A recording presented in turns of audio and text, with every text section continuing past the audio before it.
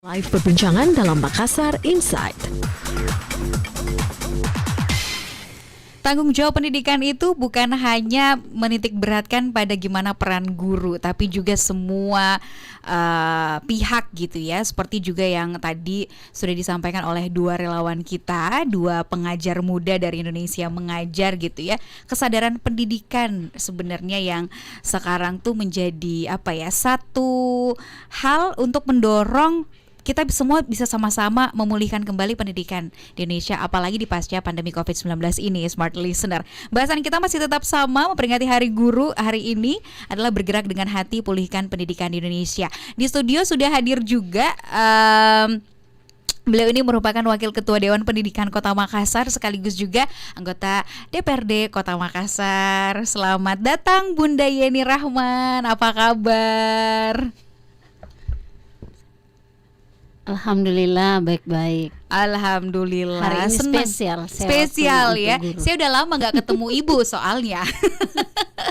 Dan hari ini kita alhamdulillah dikasih kesempatan ya untuk berjumpa sama-sama bahas soal pendidikan, karena basicnya Bunda Yeni ini juga dulu adalah seorang tenaga pendidik ya. Iya, makanya cocok sekali. Dan juga masih ada Pak Yanuar juga di sini, salah seorang perwakilan guru. Nah, membahas topik kita, saya mau ke Bu Yeni dulu. Kalau kita membahas atau menggarisbawahi pulihkan pendidikan, kira-kira dari sudut pandang Ibu gitu ya, apa sih yang perlu sangat-sangat urgent sekarang tuh dipulihkan? Kalau melihat dari kasus-kasus atau bahkan permasalahan pendidikan kita saat ini di Indonesia, apalagi di Kota Makassar.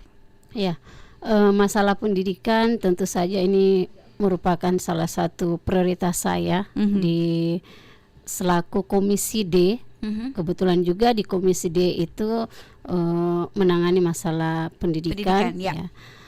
Jadi hari ini betul-betul spesial karena saya tidak mau bilang mantan guru ya, saya alumni guru, mengajar guru, suami saya guru.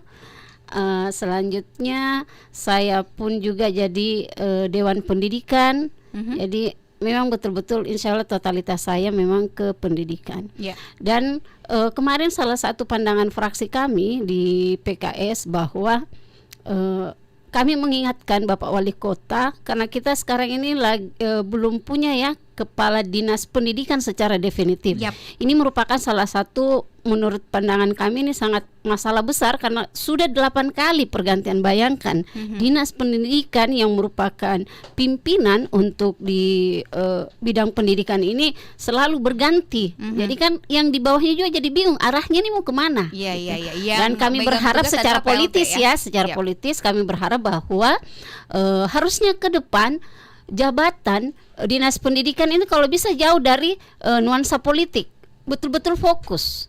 Karena kita akan mempersiapkan SDM, tentu saja SDM ini nantinya yang akan melanjutkan estafet pembangunan di Kota Makassar. Jadi kalau ingin melihat bagaimana nanti wajah pemimpin Makassar, ya harus dari sekarang kita melihat bagaimana wajah pendidikan kita. Oke, kalau dari gimana para tenaga pendidik ini melakukan prosesnya di sekolah-sekolah, apa kira-kira yang harus dievaluasi? Ini kan kalau tadi dari struktur pemerintahan ya.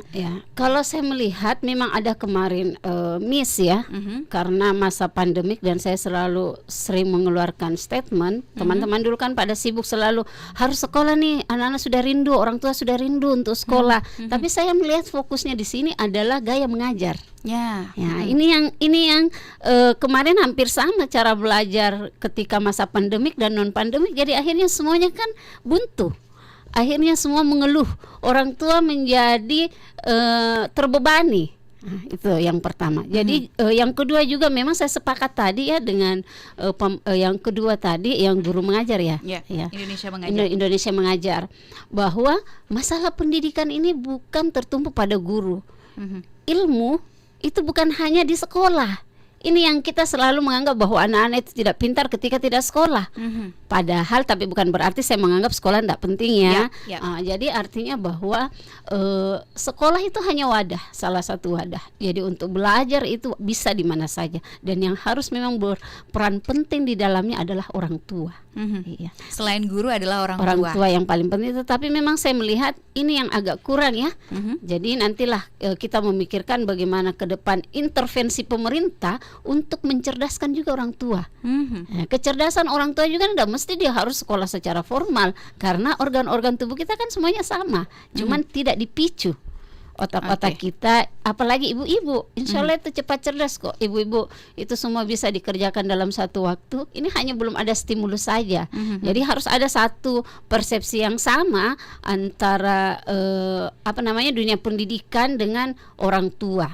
Bahwa mendidik anak-anak itu kapan dan di mana saja. Kapan dan di mana saja, bukan lagi-lagi hanya tugas dari guru. Iya, gitu jadi kita tidak terpengaruh dengan masa pandemi seperti ini. Ya, cuman memang harus jelaslah indikator-indikator secara kelembagaan yang harus ada. Dan satu lagi, kurikulum yang saya lihat juga sudah bagus. Tinggal bagaimana mensosialisasikan kepada guru.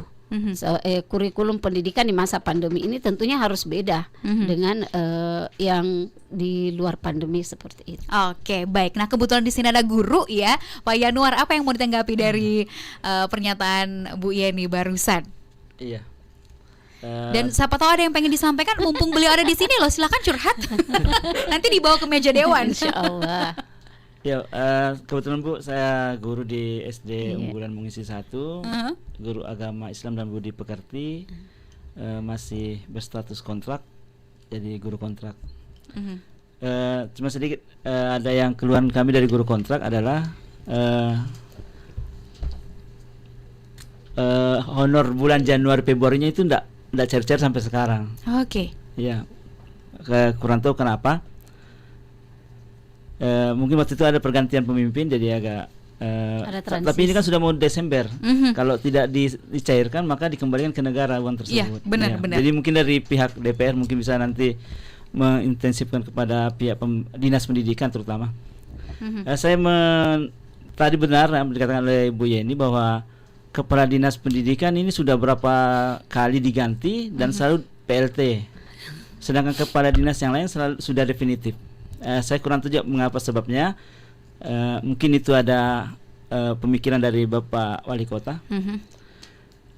Satu yang tadi saya tanggapi yaitu tentang bahwa pendidikan itu bukan subjeknya hanya guru saja. Kalau ingin pendidikan ini berhasil, ada 3 komponen yang harus diperbaiki. Apa aja? Pertama, gurunya. Dengan kurikulumnya. Sekarang ada Bu rencana mungkin pemerintah membuat kurikulum merdeka, kurikulum merdeka dengan dibentuknya guru-guru penggerak. Ya itu ya, guru penggerak sekarang ini itu tujuannya untuk nanti kurikulum yang baru. Kemudian dari orang tua, pendidikan tidak akan berhasil kalau orang tua menyerahkan 100% ke pihak guru untuk mendidik anaknya. Sedangkan ibu adalah guru pertama yang ada kepada anaknya itu untuk mendidik. Dan kita rasakan ketika pandemi ini, ibulah yang akan membentuk dari karakter anak. Jadi kalau anak dididik oleh orang tuanya dengan tidak jujur, ya maka hasilnya tidak jujur nanti. Jadi ini mungkin kami dari guru berusaha bagaimana untuk memberikan sesuatu, memberikan ilmu melalui online. Namun itu untuk karakternya itu orang tua. Kemudian lingkungan. Orang tua harus mencari lingkungan yang baik bagi anaknya. Jangan membiarkan anaknya dalam lingkungan yang tidak baik. Jadi yang memilih rumah, memilih teman itu dari orang tua untuk menentukan lingkungan anaknya. Karena bagaimana baiknya di rumah bagus, sekolah bagus, tapi lingkungannya mempengaruhi. Terutama di tingkat sekolah lanjutan. Ya, SMP, SMA itu sangat, apalagi kuliah itu sangat berpengaruh sekali lingkungannya. Jadi 3 peranan ini perlu sekali diperbaiki agar hasil sumber daya manusia ke depan lebih baik. Karena kita rasakan sekarang banyaknya tawuran di Makassar ini, jeleknya namanya di seluruh Indonesia karena berita kekerasan. Dan itu pasti berpengaruh berasal dari pendidikan di rumah, pendidikan di sekolah. Jadi semua harus komponen pihak yang bersangkutan masalah pendidikan ini harus bekerja sama. Guru, orang tua dan juga lingkungan sekitar. 3 aspek yang sangat mendukung gimana pendidikan kita bisa menjadi pendidikan yang berkualitas begitu ya. Nanti kita akan masih melanjutkan obrolan ini gitu ya. Anda juga masih bisa bergabung Smart Listener, jangan kemana-mana, tetap di Makassar Insight.